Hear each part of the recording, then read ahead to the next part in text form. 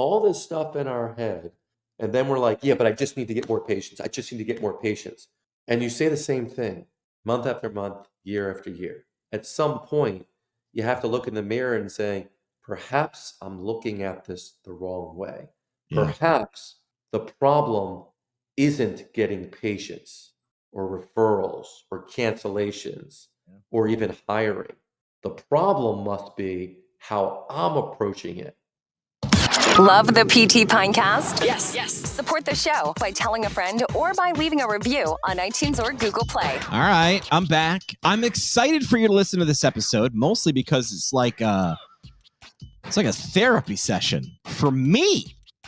I'll explain what I mean, but here's a rhetorical question. It's one of those questions where we know what the answer is going to be. This is a marketing tactic, but really you should know about this. Here's what it is. Would you like to boost your clinic's revenue by $290 per patient per quarter? There's that rhetorical question. Well, you can do that. It's simple. This organization makes it easy, and it just requires you to do what you're already good at. I've got your attention now. It's called remote therapeutic monitoring. You've heard episodes on it. We've talked about it. It's all over. You can enhance patient outcomes, ease provider workload, and turbocharge your earnings. Kickstart and do it simple, because that's the thing. You're like, one more thing I have to do. No, they're making it simple. Part of you doing what you're doing, just get paid for bringing that value that you're doing already. The website is physiotech.ca. That's physiotech.ca. Had a conversation with a friend who owns a PT clinic about his EMR. He's been with an EMR for like 6 years, and he's like, I've been annoyed for 6 years. It's like the pebble in your foot when you're running a marathon. Like, none of it's going to kill you necessarily, but man, it just makes that run miserable. Shouldn't the journey be fun?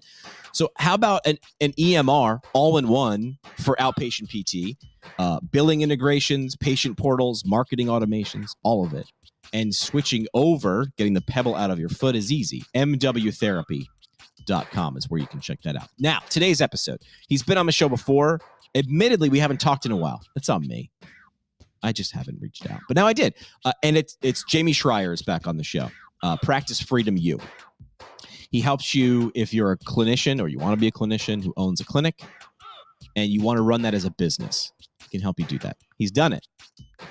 And it's a little bit of a therapy session because we talked about limitations, and it's a therapy session on my end because it was like a personal therapy. It's personal therapy. It's the way I get coaching from Jamey for free.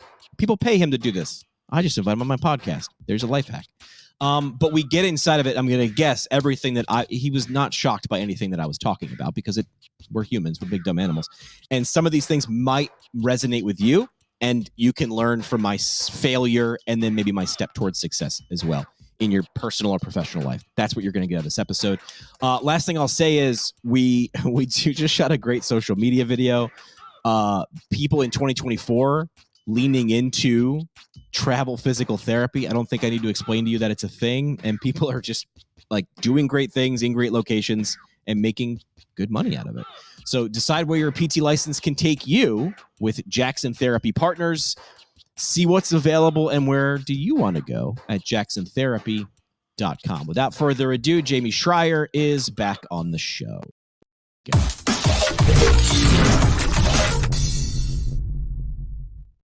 He's back on the show. Jamey Schrier is back. Jamey, it's been too long. My apologies for not. It has been too long, and please don't apologize. We apologize too much in this country. We do. We apologize for everything.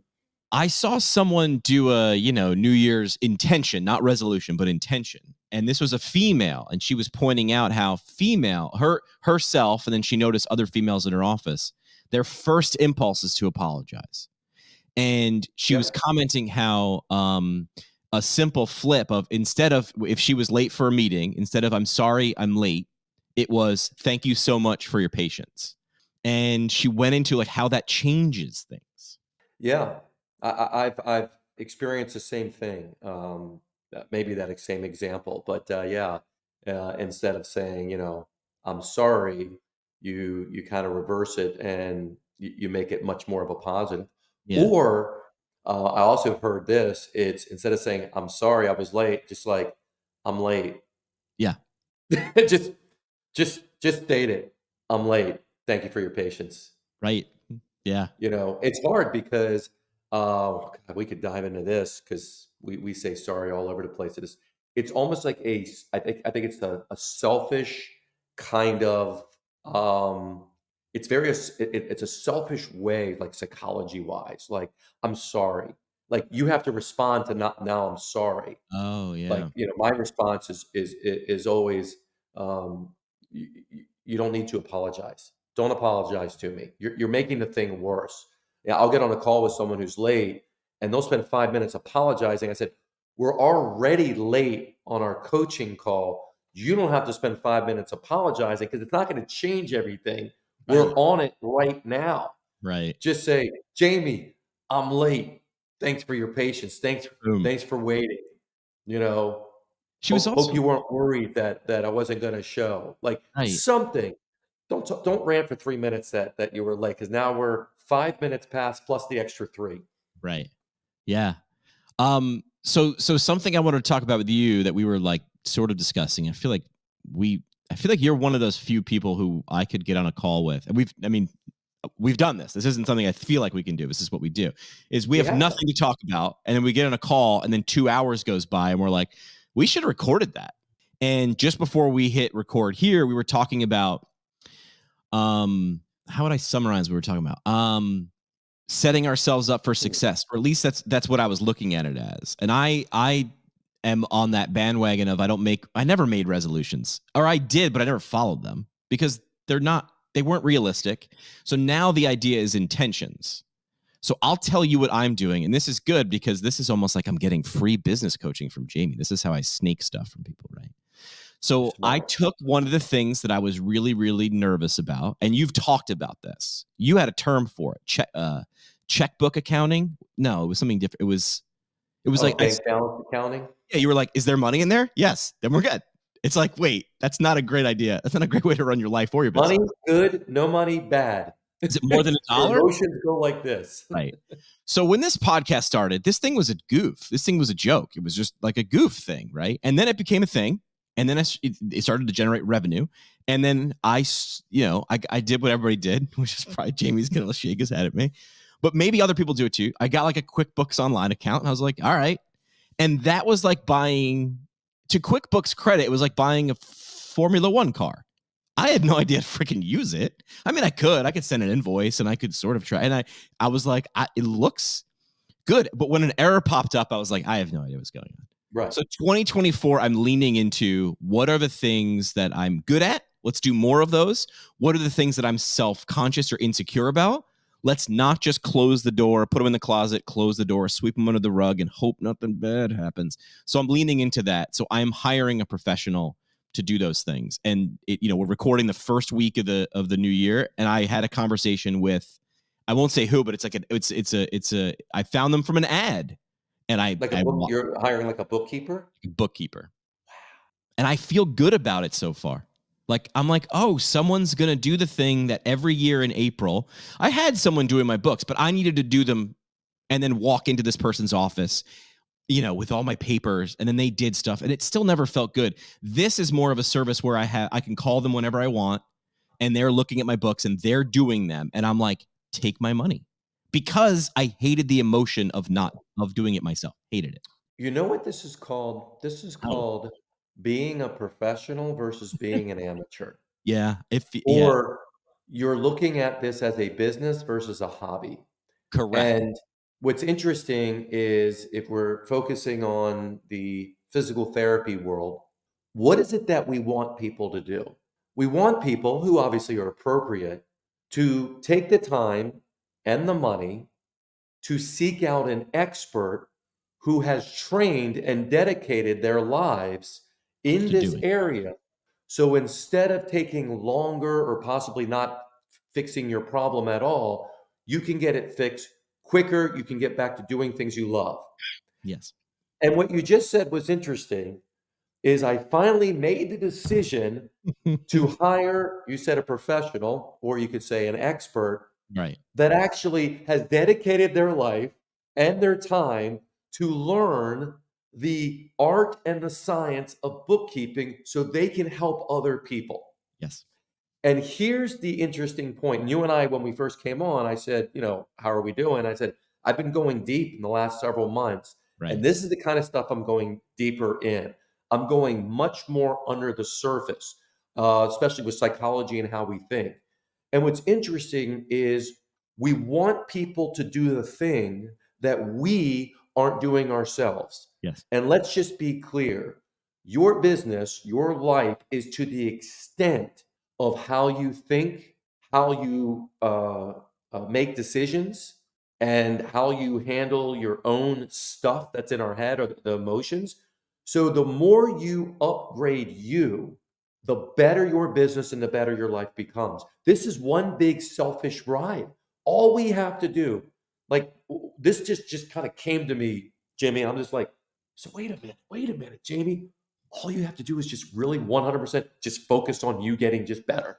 Yes. Reading more, learning more. You practice in private what you get paid for in public, like practicing, creating. And the more you do that, the more you will attract better people and the more you will help more people, which will then in turn bring more people into your world. But it's fearful because our mindset looks at, and I don't want to speak for you, but if you're like most people, it's a cost. Yep. And what we don't appreciate, because most of us are still in hobby mode or amateur hour, is we don't appreciate the fact that our time is valuable. Yep. And we have been trained and taught to think that every dollar we spend is an expense. Yet we're telling other people when you come to us, it's an investment in your health. Yep. That's correct. All we have to do, you'll love this one, we can move on. All we have to do is be the person we want our clients to be. It's wild. That's it. Well, Just be that person, and you will attract more clients because you'll know how they think because you think the same way. But what you can't do is have outside people do things that you yourself are not willing to do. That doesn't work. Wait, what do you mean by that? You can't have outside people like, In but I other am, words, aren't I? I'm hiring someone to do the bookkeeping. I don't would know. be a fraud. No, I don't mean it like that. I mean, I would be a fraud if I didn't have a coach. Oh, I see what you mean. Yeah. If I didn't immerse myself into the coaching world. In other words, if I'm not willing to do the things such as hire a bookkeeper, such as hire a coach, but I'm expecting my clients or potential clients to do those things, you have something that is lacking integrity. Can you get away with it? Sure, there's lots of people that don't have integrity that make plenty of money. But if you're truly aligned with who you are, what you want, and all that, all you have to do are to do things that you're asking other people to do. Yeah, So that's when a I good one. get fears, and I got fears, I got worries, I got concerns, I'm human. I get myself caught up with all kinds of stuff. But what I've done is not beat myself up that happens because I'm human, but I've learned how to manage that so I don't make really stupid mistakes that are really costly and affect people and make things even worse. So that's really the thing here, Jimmy, is you're starting to have more respect for what you do and who you are. And the minute you get that clarity, it took you about a second to then make the decision to go find that person. Right. And then, by the way, that person may not be the right person. 6 months from now, you may be like, you know what? She was good or he was good, but they just didn't do this and I want to do this. Some people at that point, if that happens to you, don't say it didn't work. That's a mistake people make. Well, I hired so-and-so and it didn't work, so I just took it back into myself. Right. Just say, these are the good things that happened. These are the areas that didn't work out. So if I brought someone else on, I would want these areas and then find someone else. And then what you do is you just keep looking at where is Jimmy not spending Jimmy's best time and effort. And you have to believe that has just so much more value. But man, we have some deep money issues. We all do. And we just look at everything as a damn cost. Yeah. And it traps us because we're just selling our time, like selling our soul. We're selling our soul to the money devil. We just keep selling it and selling it, think we have endless time, hoping that I'm just going to do this for now, but eventually I'll hire someone to do this. You don't, because you get into habits. Yep. And habits, as we know, are so hard to break. Yep. So, Yeah. anyways, So was I'm that actually planned? Was that planned on our talk today? It wasn't planned. So that's one thing that I looked for, that I was like saying to myself in 2024. I don't know why we do this around a calendar change, but we do. I said I'm going to lean into the scary things, and one of them was like, I hate this bookkeeping thing, and it's on my calendar every month. Do this, send out the invoices, and reconcile, and do all these things. And I knew I was doing them poorly, and I hated it, and it was probably costing me money in the end because I'm not good at it. The second thing was, what are the things that I could bring someone on that I'm okay at, I don't mind doing, but I don't love anymore. Maybe I used to, and they're just plain better than me. And while they're doing that thing, I could be doing the other things that I am more suited for, like doing, and move the needle, right? Move and put things in the net. And that was hiring someone. Again, I started in radio as an editor, as an audio editor. That's where you start, either handing out bumper stickers, which I did, or editing, which I did. And I'm bringing on an editor too, which is like, I need someone because I'd rather be talking to Jamey, and then later on I'm talking to F. Scott, and that's 2 episodes. Well, in the past, I could talk to Jamey and edit Jamey, and then release Jamey. Now, with adding an editor, and I preach this to clients all the time, but did not do it because I was like, well, I know how to do it, so it's like cutting my own grass, which I actually like doing. But it's like, at some point, if I owned, so much grass, or I had so much other things to do, and that wasn't on my list, is like, pay someone to do it then. I don't like cutting my own grass. But I've don't do hired it. someone else to do it. Yeah. You see, that's the beautiful part. I'm not living by Jimmy's rules or someone else's rules. I'm Yeah. living by what Jamey likes to do, what Yeah. gives Jamey energy, and what doesn't give Jamey energy. Some people like to cut grass because it's kind of this meditative with the sound. They go like going out there. Some people don't. But what you don't want to do is start getting caught up into justification, because we're really good at justifying, Yes. because our ego is fragile. I told you I've been going deep a lot of this. Yeah. Our ego is fragile. So if we do something that's kind of like counter, like, let's say you don't like to cut your grass, but you don't want to pay for someone to do it, I've been you'll there. Yeah. justify it. Yep. Because you have to satisfy the ego that's saying, hey, I'm fragile here. Make sure that we have a good reason that we can tell whoever you're telling. But this happens in business all over the place. I mean, the number one place it happens, I'm not talking in the beginning of your business. I'm talking about after you have several $100,000, maybe like $700,000 in revenue, but you're still treating 40, 50 hours a week. Why? And we're not talking about not able to hire. You're choosing not to hire because you're like, I'm making more money if I don't hire someone. But you're also trapped in your business, and you can't look at the other things that you don't even know exist because you don't have that viewpoint, because your viewpoint's a clinician. But then you justify it saying, I'm saving money. Like, Right. this is the mental game that keeps us really small, and that keeps us, down.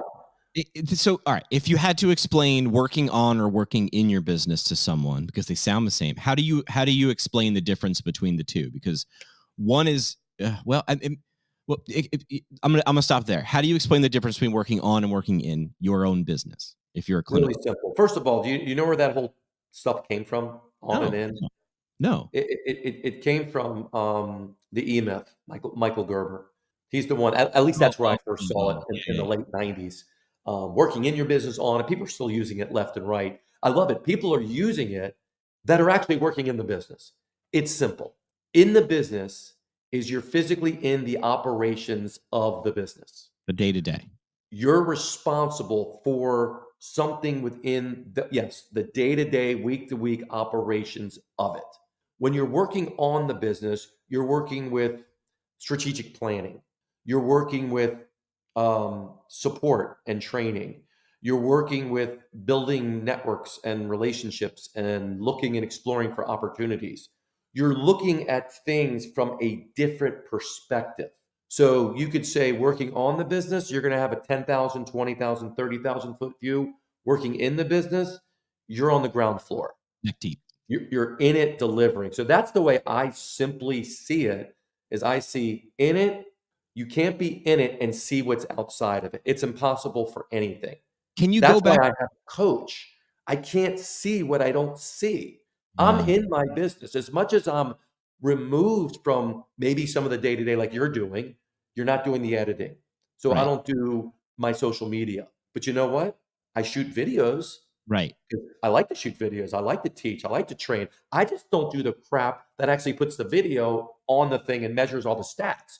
I Right. just show up and say, "Tell me what the stats are and tell me what's working and what we have to do to improve it." Like that's it. Like I don't stop doing that part. But all of the administrative, all that's in the business. Delivery of care, that's in the business. That's part of your operations. Looking at numbers and looking at your metrics, that is on your business. Putting the metrics together, that's in your business. You are hiring someone to put the bookkeeping and the numbers and the financials. But don't ever make the mistake that at least once a month, you don't block out a half hour, 45 minutes Mm. to review what that is. That is on business stuff. I'll say one more thing about it. It's hard to work on your business if you don't have a clear picture of what the heck you're working on.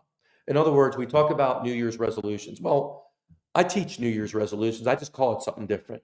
We just call it creating a yearly plan and having certain habits formed that the habits right now aren't serving us. So if the habit I have right now is making reactive decisions because I emotionally get crazy because I hate looking at the bank and doing bank balance accounting as Mike Michalowicz talks about, then to do a better habit is, well, you know what? How about I just hire someone that takes that? So then the habit becomes I will set a meeting twice a month, once a month, and have that person explain to me how our books are doing and all of that. So you've substituted a habit to help remove another habit. Willpower does not change habits. I'm going to lose weight. That's it. I'm going to do it. You have to put in safeguards. You have to put in things that over time creates a new habit. You can't just cut things cold turkey. That doesn't work. But anyway, I digress. But when we look at these resolutions, you're just making decisions of what you will do and what you won't do. You're just creating that, but it has to be towards something. If it's not towards something, it doesn't stick. I want to lose weight. Why? Well, because I want to feel better. Why? I want to look good in clothes. Why? Because I feel like a stronger person. I feel more confident. I'll be able to be stronger around my friends. How important is that? It's important more than anything in the world. Good. Now you're connecting something to the weight loss. Now the question becomes, how serious are you about it? What are you willing to do? Because if the willpower is your only way, it's going to fail, which is why just go to the gym in February. You'll see what I mean. Nobody will be there. Same old people will be there. Um, but it's the same thing in our business too. Same exact thing. We come up with this stuff and okay, starting the first week of January, then we come to February and March, and the Gonna only thing we're doing are the habits that are already established yeah. because it's hard, dude. It's I hard. u- I use a lot of Jamey Schrier isms. I just the other day I used I probably use them wrong, but the sentiment is there is like I was talking to someone. I was like, "You're in the getting ready stage. You've been getting. Yeah, I'm getting ready to. I'm like, when's that going to happen? Well, I'm getting ready. I'm getting ready, and Getting ready to get ready. I'm getting ready to get. I'm gonna. I'm like, what's preventing you from doing that? And they didn't aft, and I just kept saying, but why? But why? And then eventually they were like, me, and I was like, now we have a breakthrough. So, you have me on here to coach you. So let me coach you, and everyone else can be the fly on the wall. So you can actually go further instead of saying what's preventing you. You can tell them what's preventing you. So obviously, there's some level of fear Yeah, right. that's causing you to not take action. What specifically is it? So now instead of having to think this, you made it easier to think What's the thing? because we know it's fear. We know it's fear. Yeah. What I don't know is what the fear is for them. But So you I know what's amazing when I ask that question to people? When they actually say it, it depowers the fear. The on their fear's shoulder, left when it's out there. shoulder. Fear likes to hide. It likes Yeah. to hide right in our brain. I always tell people like, look, let's shine a light on the fear, on the uncomfortableness, on the worry. Let's shine a light on that son of a bitch. Because once you do, it loses its power. So and you ready? then let's do something. So you Yeah, ready go for ahead. a parallel between me, how I selected this book company organization, and physical therapy? And part of this might be the system is broken, but I get tired of giving excuses of the system's broken, so I'm just going to sit here and complain. So here's two things. You talk about fear, and when you shine a light on it, my shoulders drop and the fear went away. I had no idea what monthly bookkeeping would cost. I was like, is it $1,000? Is it $10,000? I don't know. And I would go to websites and no one would tell me. I was like, just ballpark it for me. Is it $100? Is it $10,000? Because if it's $10,000, I ain't making $10,000 a month kind of money to pay for. I don't know that. So I had no idea, no context. Mhm. This company had very clear ballparks. They're like, if you're an entrepreneur that does this, it's this, it's this. It's... So I was like, oh, that's completely doable. I'm in that range. And they had options, monthly versus yearly. They're like, you're going to save more money. I was like, okay. And the second thing was they made it very easy to figure out if this was the right person. They said, if this, and they listed a couple of the different things. If this sounds like you, we don't know if we can help you, but you click here, we put you one-on-one for 20 minutes with someone on the phone. You ask them all the questions you want, and then they will let you know if you sound like a good fit. Now, take everything about bookkeeping that I just said and replace it with physical therapy, because Jamey and I are PTs. The problem, I think, is that cost thing is so ambiguous sometimes that people probably are like me, because there's that fear. Is this a $10,000? Does this ever end? Is this 3 times a week forever?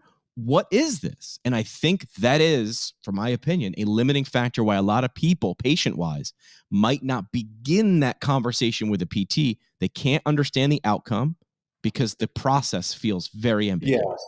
Well, we're in a world of well, I say this cautiously. We're in a world of transparency. Right? People want transparency. Having said that, not everyone's transparent, Correct. as we know. Agreed. But the successful companies are transparent. They tell you up front what this is. And the reason they do that and are successful is because they're clear on who they are. They're clear on the type of person they want to serve. And not They're serve. clear on what is the Yes. cost or whatever the things that you get. Like I learned from this, like originally when I was doing coaching, I didn't know myself. Like I did everything kind of like off the cuff. Like I knew how to help you, but the cost, I would be changing my mind. I'd be doing this. I'd be, oh, maybe this. Like Right. that's not what people want. That didn't make people feel secure. Oh, my bad, dude. That was bad. Oh, I'll edit that's that all out. right. That was me. The Sorry. idea is, and this is the mindset shift, right? You know, that's a big part of what we're doing here. We're changing how we think about things. The shift is, how about we look at it from the perspective of our patient, of Yes. our client? Yes. What is it that would make them feel comfortable? What is it that they would need to be able to make a decision?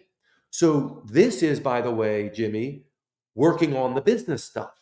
You can't do this when you have 30 things on your plate, you have 20 notes to do, you got a bunch of patients coming in, you got docs on the phone, you got insurances denying you. You can't do this in that world. You need to step away, step all the way back and saying, how do we create a better experience for our client, for our patient? And you just have to keep asking questions. How do we do that on the idea of expectations? People feel more comfortable when they know what's expected of them. In Confused Practice people Freedom don't. U, our first call is called a getting started call. And we tell people, I tell them on my initial discovery call, but we tell people, I just want to be clear. Here's what you can expect from us. I start out with us. Here's what you can expect from us. We are going to provide you everything you need. We are going to support you. We're going to kick your butt sometimes if we have to, but you're going to have everything you need to build the business and the practice that you want. Here's what we need from you. We expect you to show up on time, prepared. We expect you to block out on your calendar our coaching calls and etc. We expect you to do the best you can.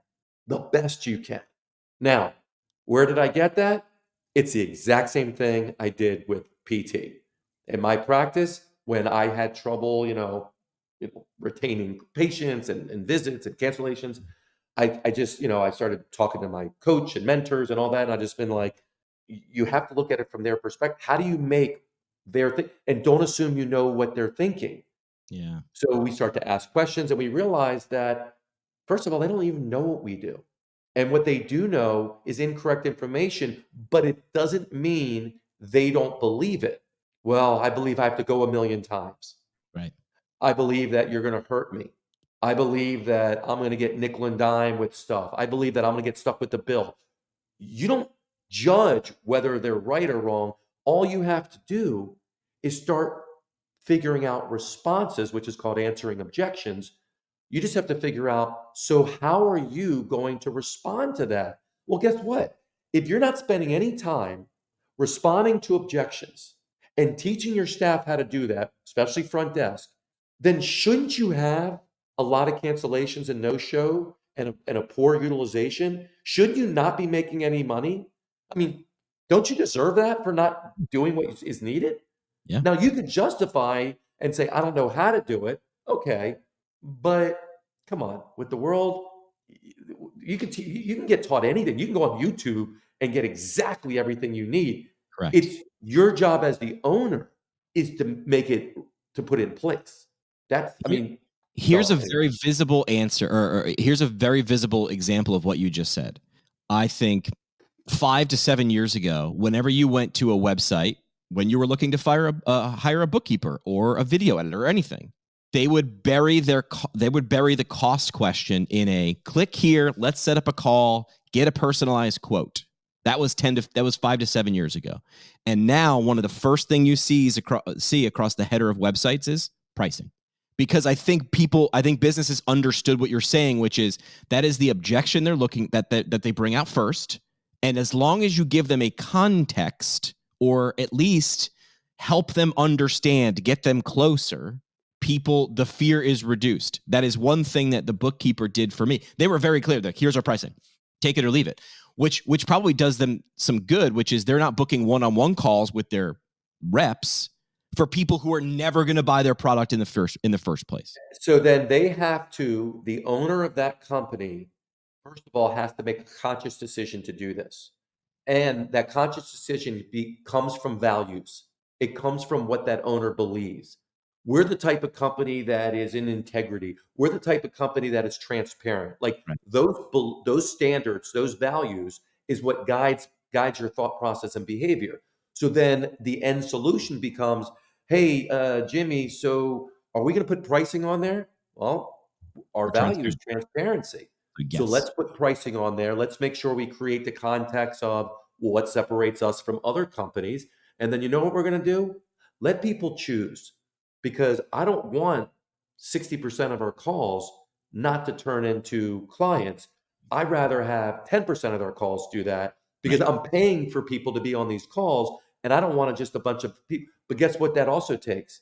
It takes an abundance mindset, because a scarcity mindset is, well, if I put what we really do, what if they don't come and now I don't have any patience?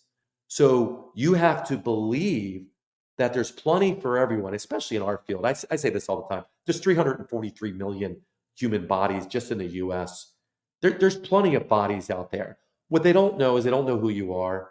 Right. They don't know the benefits that you could provide for them. They don't know where you are. They don't know how you operate. They don't know what you believe. They don't know what services you do. They don't even know what those mean. That's your job. Yeah. As the owner, your job, not to bitch and complain and saying, well, they should know what we do. No, they shouldn't know what they do. It's very And finger don't blame pointing. the APTA. These Right. are associations. You know what? I stopped blaming the APTA a long time ago. They're doing the best they can, but what I'm not doing, expecting them To to do your communicate clearly what I do. That's my job. Yeah. You can bitch and complain about it. Go for it. It Not ain't gonna gonna complain anyway. change. No. Just No. take ownership. When you take ownership, building a business becomes so much easier when you just own it. Yeah. If you keep blaming, you're never gonna really move forward. Blaming I others just reinforces your position of you being right, even though the results you're getting are not right. Yeah. So here's what I want people to do. Look in the mirror and honestly say, that the results you're getting, whatever those results may be, financial result, time, happiness, well-being, whatever you want, and ask yourself, mirror, am I getting the results that I want? And you have to honestly answer. If the answer is no, then if you don't change how you're doing things, how you're thinking about things, like really change them, not just want to change them, then don't expect any significant changes in the outcomes. Just period. And by looking at the businesses that are out there and the practices that are out there, most of them just aren't making it. Then they get scared and then they sell it for pennies on the dollar to these bigger coms that certainly know what the heck they're doing. So they're making a fortune off of yours, but you're also selling your dream. You're selling this thing that you want to do, and then you go into working for someone else, and then you're unhappy doing that. That's not the solution. The Yeah. solution is start being a professional, start being a pro, start taking this seriously, look in the mirror and say, you don't know what you're doing. Start there and then say, but I can learn. I That's think what I that's did. what I think that's what Jimmy, I I was looked in the saying. mirror, dude. Just one point. I looked in the mirror. This was, I don't know how many years ago, a long time ago. And this was right after my place burned down. And I shared that story about my place burned down 3 years into it. But even before it burned down, I wasn't happy. And I looked in the mirror and I said, Jamie, you don't know what the F you're doing. And that was hard for me because my ego says, but I'm smart. I'm Right. good. People love me. I'm a hell of a therapist, yada, yada, yada. I said, I don't know about this business stuff. I want to know about it. I want to think I know about it. I read the E-Myth. I should know about working on your business, not in it. I don't know how to do that. Like, I don't know how to stay accountable to actually do it. And that's when things changed for me because I was honest with myself. I think people aren't honest with themselves. And when you're not honest with yourself, Jimmy, it's easy to blame others. Yeah. At the end of the day, you need to feel right. And the way you feel right is by justifying your position, even if it's not getting you what you want. And that's how you blame other people. Yeah. Like I told you, I've been going real deep for the last thing, and I'm coming up with these things, and Well, it's making all the difference with people, though, because here, once you here's see it, you can make here's changes. here's a quote that might summarize or capitalize on what you just said, which is the results that you're seeking are hiding in the work that you're avoiding. Yeah. Didn't And you that's put what that I on was. my? I might have said something, but I mean, someone smarter said that before me. And I might have changed No, the no, I think word. you put it on my Facebook post or something. I might have. Yeah, because yeah, that was it. Because right, right. Yeah, I Nobody did. cares about your excuses as much as you Right. do. As you yeah, which is keep pointing, like, no one it's not that no one, because some people would say, like, no one cares, work harder. Like, that's a great thing to put on a motivational poster, put on the wall. But but working harder isn't what Jamie isn't what you're saying. You're saying the success you're seeking is hiding in the things that you're avoiding. So that's when I decided I can 2x myself if I hire an editor, and I did. And there are these things that I'm sweeping under the rug or just avoiding or trudging through and doing them that someone else could do better. Likely, I'm going to hire a bookkeeper and they're going to find me more money than I'm paying them. Probably. And what I'd love to do too, because I'm I don't know what I am, but I like to do best case, worst case scenarios. Okay, good. Yes, this is Like a good one. I'm one of those people. I always do that. And very few times I ever choose not to do something because of a worst case scenario. Right. Because the fact that you even do a best case, worst case scenario, and my mindset is, and what I teach my clients is the mindset of the only time you fail is when you don't learn from it. That's the only time you fail. Other than that, you're never going to learn from succeeding. You don't learn Right. from succeeding. You only learn from failing, but you Yes. can fail and not learn. Correct. Right? I mean, you can fail and not Right. learn from your mistakes and just continue to repeat them in different Yeah. ways. But if you fail, so your worst case scenario is, and so if I was coaching you, Jimmy, I said, so Jimmy, what's really, I like to use the word resistance. What's really the resistance? Like, what is it? And you can be honest with me right now. What was the resistance of hiring a bookkeeper? I had no idea if it was $10,000 or $100 a month. I had no idea scale. So the And resistance was the unknown of correct. money. Correct. Is it possible to have an idea, to find out some information, to at least get what that could be? Yes. So let's make that the first step. And I did. When would And you like to do that? right. Okay, so then now this thing that you're rolling around in your head for who knows how many weeks or months or years can actually be solved in about 5 minutes. Yep. Okay, what else is the deeper resistance? Is there any worry, fear around money? Like like just in general, like why would I, and some people need prompting. You're probably one of those guys that would. Why would I pay somebody that I can do myself, even though I don't love it, but I don't mind Right. it? Was that something that went through your head? Yes. Mostly it was I think if I could take a stab at it, mostly it was like I didn't know what I didn't know. So I didn't know. I was also insecure with how bad it was. Maybe my books are so bad. Oh my God. Like maybe my house is I don't want to hire a house someone to clean my house once a month because my place is so dirty. It's not. But like So your resistance, let's go deep into this. Your because this is really common. Your resistance was really reality. yeah. Okay. This person would bring about a reality that you weren't ready to face. And what I mean by that is we get a lot of people that are resistant to financials. And I believe some of the reason, not all of the reason, is because the financials is a freaking just right in your face of how you're doing. It's unemotional, Can't it's bolt. Can't, flat out objective. yeah. And some of us, and I'm with you, Jimmy, when I did my books myself, which is it's laughable that I did my books myself. I wasn't even I was losing thousands. Um, I part of it was I didn't want to pay someone, but if you Yes. go deeper, when I reflect back, I didn't want to see Yes. what I wasn't doing. I I agree. didn't want someone to tell me I wasn't good because I have a fragile ego Yes. and I can't handle that.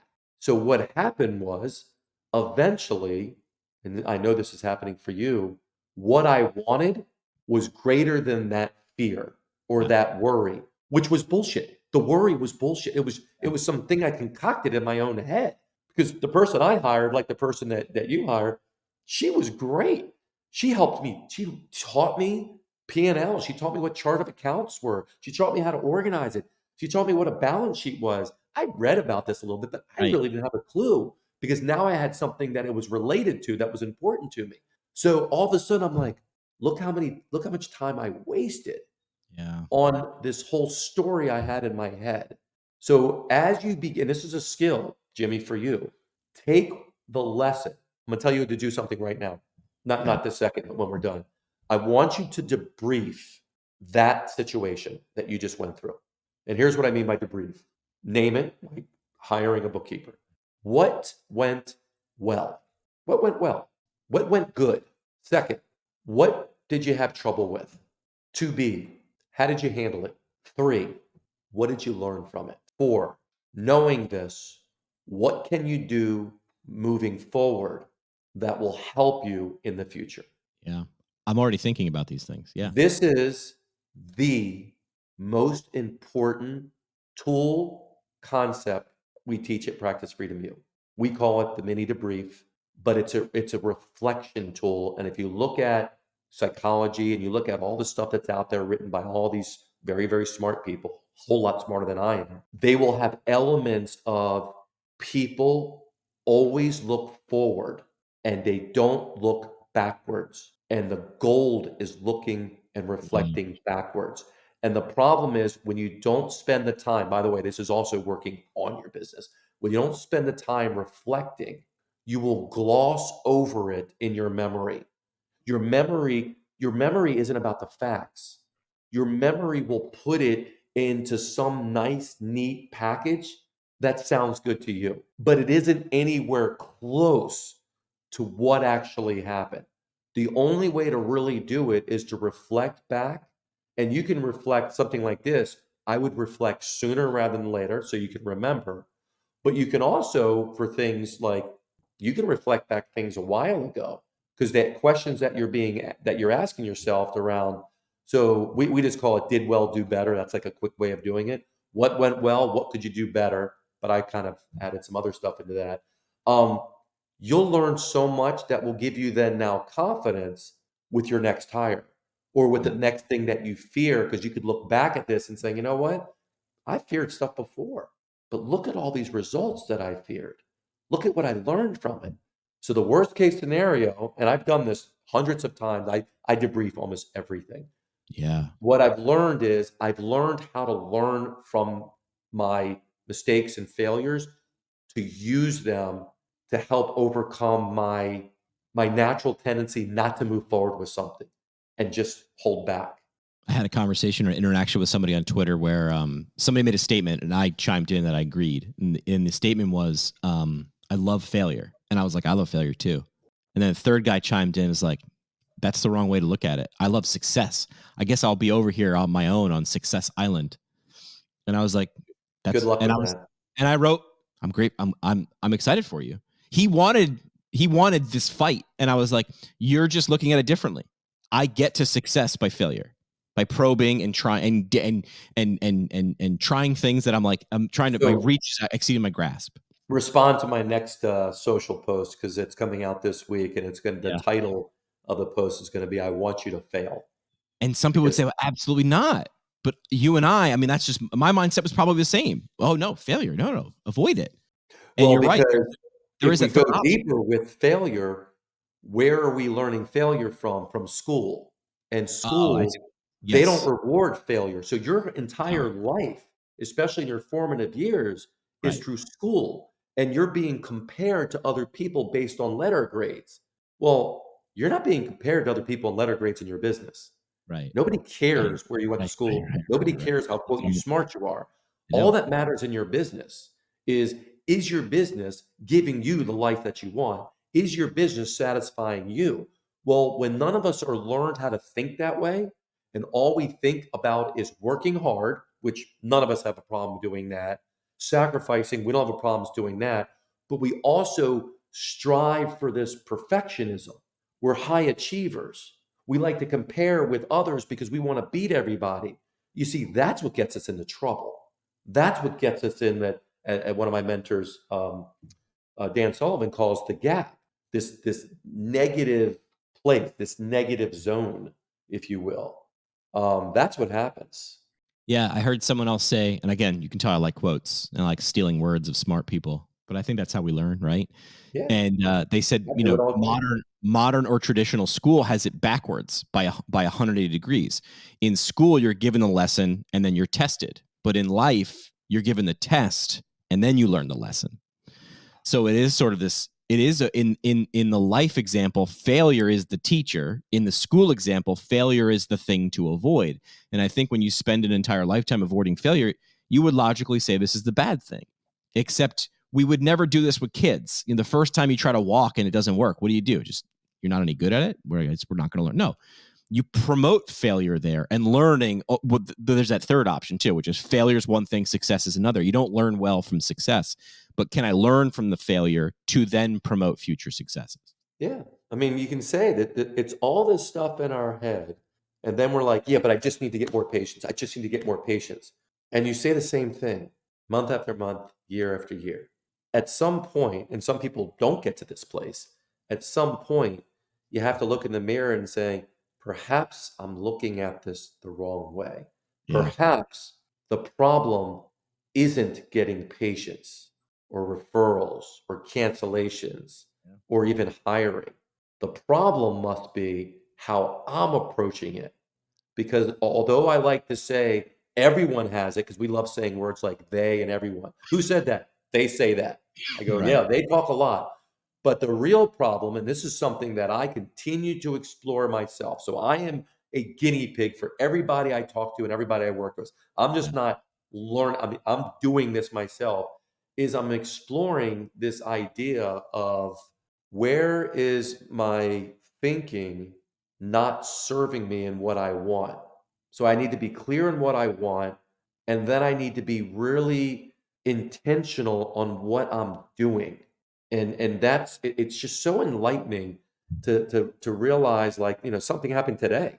I'll be honest, something happened today. I had a client reach out and say, hey, Jamey, something's going on in my personal life, and may have to put some coaching on. And I've known this woman for a long time, and the first thing I did is I got the pit in my stomach and I got the angst, right? And I went, Jamey, this has happened 1,000 times. Yeah. Don't react. Deep breath. You know, the first thing I did, we have this thing called confidence toolbox, which is things that we have that give us confidence. I changed, went to the gym, worked out for 45 minutes, came back. My energy level was up here. I then wrote her an email back in a very like present, connected moment, because this is all about her, not about me. And I feel so much better about it. No matter what happens, you know, I'm here for her. And that's what we operate on. And that's that. You know how many times I've reacted when somebody quits or a patient didn't show or this happened or that happened, and I freaking said stuff and did stuff Knee jerk. that caused me more problems than the thing itself. Sure.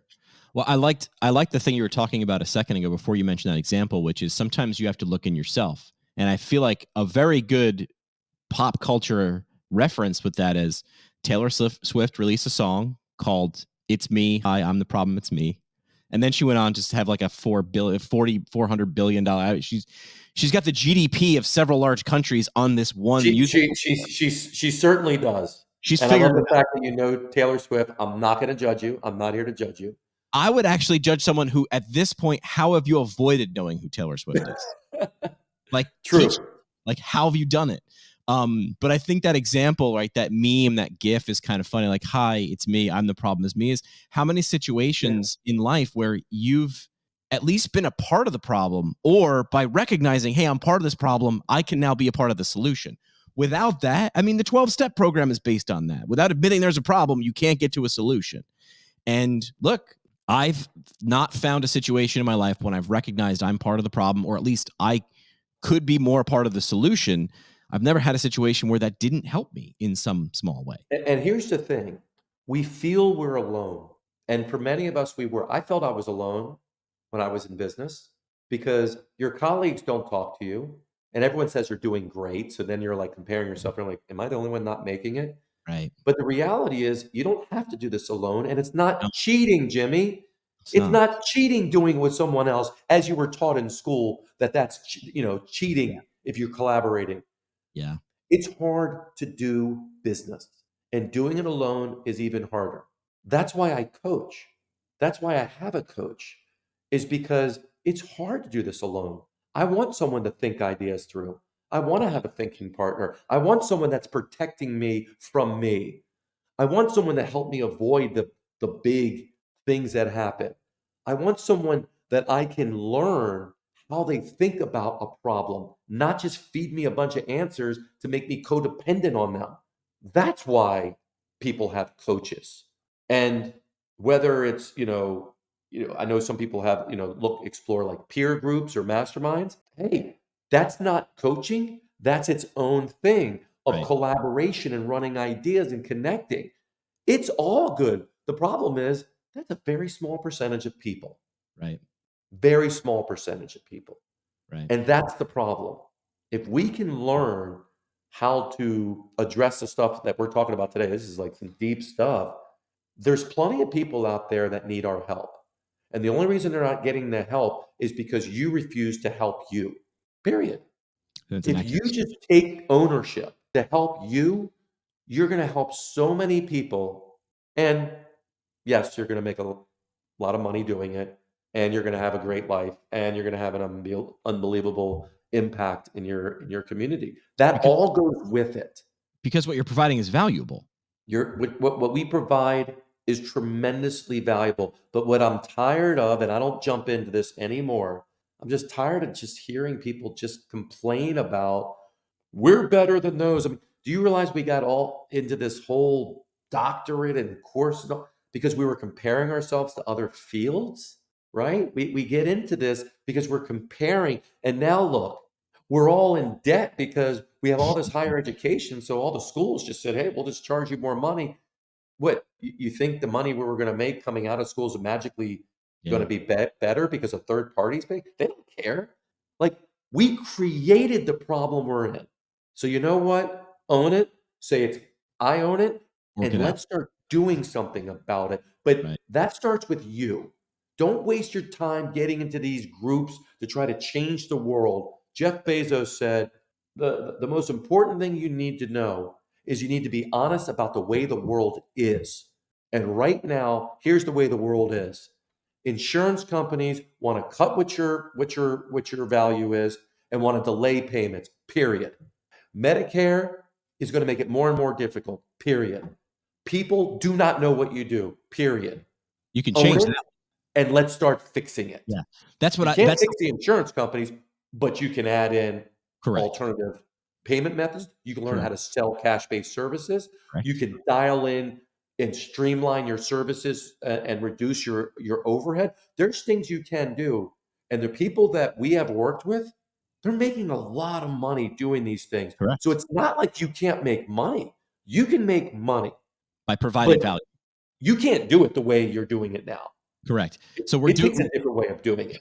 We did an episode, or we're doing an episode recently where we wanted to. I wanted a definitive answer from people, and I'll ask you this question. Sure. If you had a 22 or 23-year-old in front of you and they asked you the question, is it worth it to become a physical therapist? How would you answer? And it could be a yes or a no and then a qualifier. What would you say to them? Well, the qualifier first would be if you're really passionate about it, then the answer is absolutely. And I've had Yes. people ask me all the time because Yeah, I agree. obviously they know. I said, but if you're focusing on really making a living and you would have to really question that Well- because the amount of money you're going to pay for the return on investment is very difficult. If you're going to say, I'm going to become a physical therapist, go get a job working for someone else and show up and be a clinician who does this, and I'm holding my hand on a podcast, but if you are doing the minimum effort, are you shocked you're getting paid the minimum viable salary? You shouldn't be shocked. Can you Yeah. provide more? If the answer is yes, my question would be, why aren't you? Why aren't you showing someone? I talked with a client the other day. It was like, we have they're a company within physical therapy, a big one. We provide they're a continuing education company. We provide great continuing education. The thing that we do, the thing that we teach works. It helps people. You get certified, it helps people. I said, how often are you showing people that? And they said, all the time, every day. And then I asked this next question, Jamey, can you show me that now? Show me on your website how you will help me become a better version of me so I can help more people doing that. And their website just talked about them and their history and their background and why they do what they do as a company. And I said, your website's about you. I need it to be about the people you serve.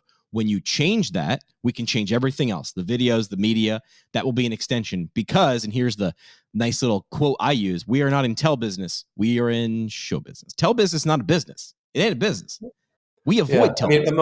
You're more adept at this than I am, but we do some light training around websites. I'm not a website developer, but I'm a communicator. Sure. And you're absolutely right. When you look at a website, if you're not speaking to the person that you are trying to attract, then you're just basically telling them it really isn't about you. It's all about me. So let's do this.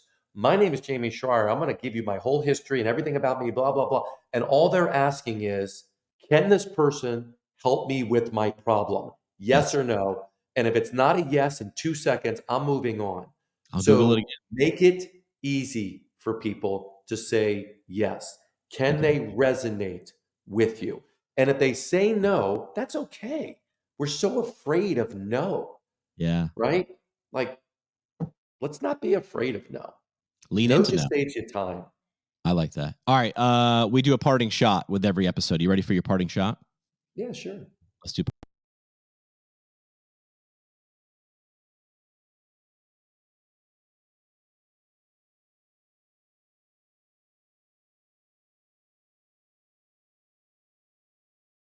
Parting shot is brought to you by our friends from the Academy of Orthopedic Physical Therapy. Find them online at orthopt.org. They're profession-leading current concepts of orthopedic physical therapy, taking you from where you are in your orthopedic life to where you want to be, maybe. Maybe you want to take that OCS exam. This is a great guide that will help you get to that. At least they're not going to take the test for you, but it'll get you to the test day feeling confident and competent. Again, orthopt.org. All right, Jamey, what's the thing? How would you wrap this up, or what's the sentiment you'd want to leave with people with their parting shot? Yeah, good question. We've talked about a lot of things, but I think it all stems to look, all of us deserve to be successful. All of us deserve to be happy. All of us deserve to fulfill this dream and this ideal of helping others. All of that happens when you look inward to yourself and you ask the tough questions. Am I achieving those now? And only you can answer that. You don't have to tell anyone else this. And if the answer is no, what would I have to do to begin moving forward to achieving those things? What would I have to become? Who is the person I would have to be? Am I putting the amount of effort into growing myself to become a better leader, a better business owner, and what have you? That's what we're talking about. Because if you are, there's lots of resources. Practice Freedom U, that's what we're built on. We're built on helping people do that. And there's other companies out there as well. But if you stay into the same way of looking at things and same way of justifying things and the same way of making you feel like everything else is the problem, not me, you're not going to get what you want and you absolutely deserve. And the problem with that is, and this is where I have a problem, you can choose not to do that, but it's going to affect your staff, it's going to affect your patients, it's going to affect your community. It's going to affect the people that you actually love and care about, let alone it's going to affect your family because you're not going to be home and you're not going to be pleasant to be around because business is stressful, especially when you do it incorrectly. Yeah. So that's what we really talked about here. If you want help, if you need help, reach out. Start off by taking the practice quiz. I'm sure Jimmy will have that on there. The practice quiz helps you start to identify where you are in your business because different problems for different areas of your business, which means different solutions. And it lets you know whether you're a committed clinician, overwhelmed operator, evolving entrepreneur. Once you take the quiz, it'll give you tips and ideas and advice of what to do. And then you can set up a free quiz review that we can talk through it and see what some next steps are for you. Love it. Jamey, thank you for the time. It was very much a therapy session for Jimmy. But look, progress. I'm doing the Progress, thing. not perfection. Progress, not perfection. All right. They say the best conversations happen at happy hour. Thanks for coming ours.